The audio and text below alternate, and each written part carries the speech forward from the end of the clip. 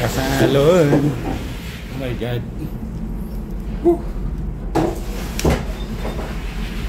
Sipon ko.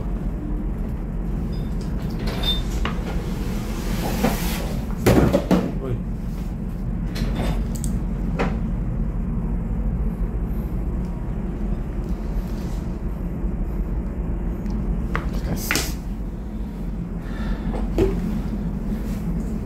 Sira.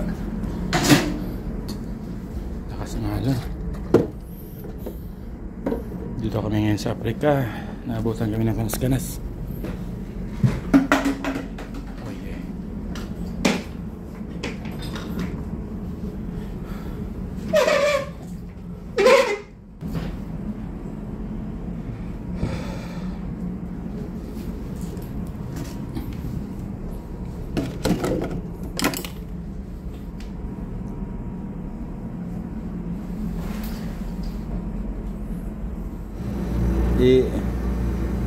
Ako ihatag ang control.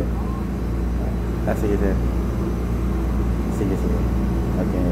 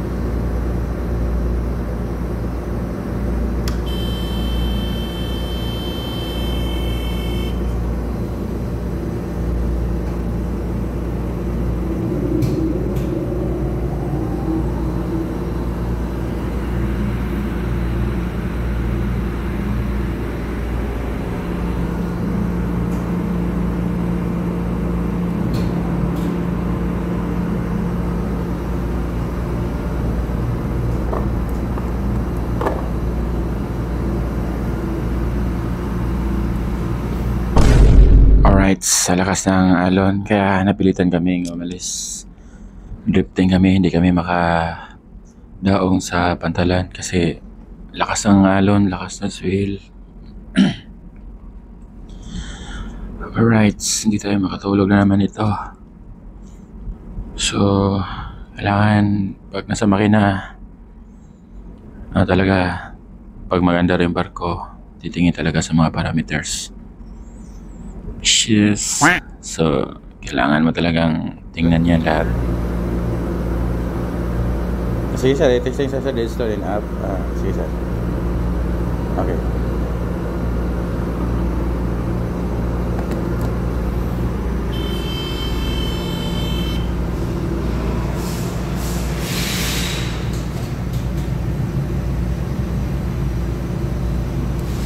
Testing ahead. Dead slow.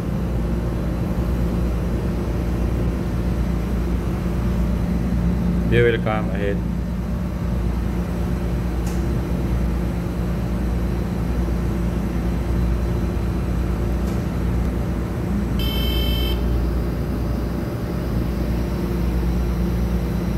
After this one becomes steady,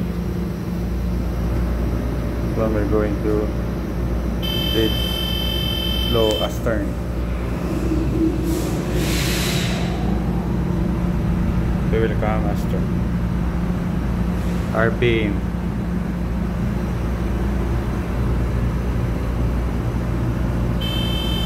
Stop. Stop. Tried out. Done. Pagkatapos nun,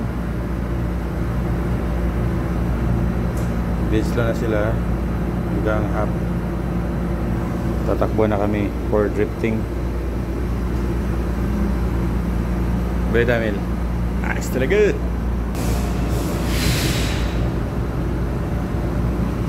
Kailangan tingnan yung air eh. Alarma na.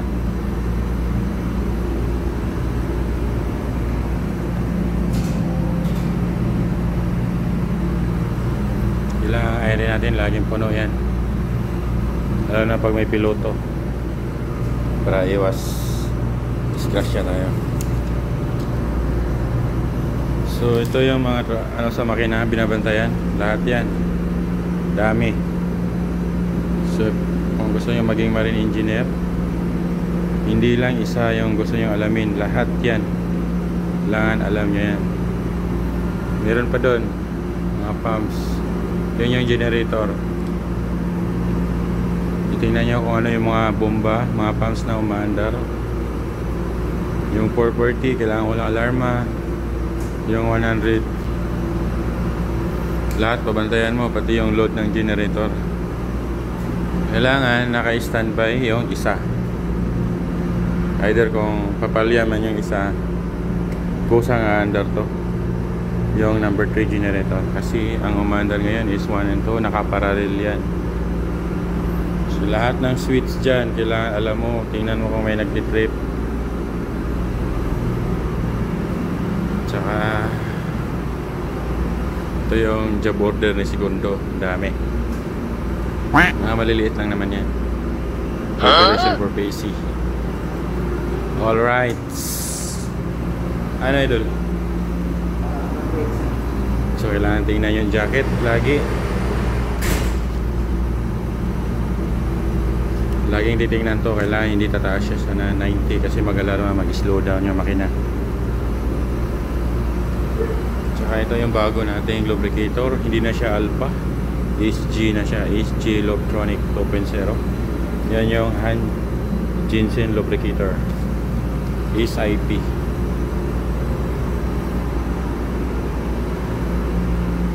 Sa mga sasampa dito, ayan na, ito na yung familiarization nya. Thank you very much. This is yours Marine Engineer Works.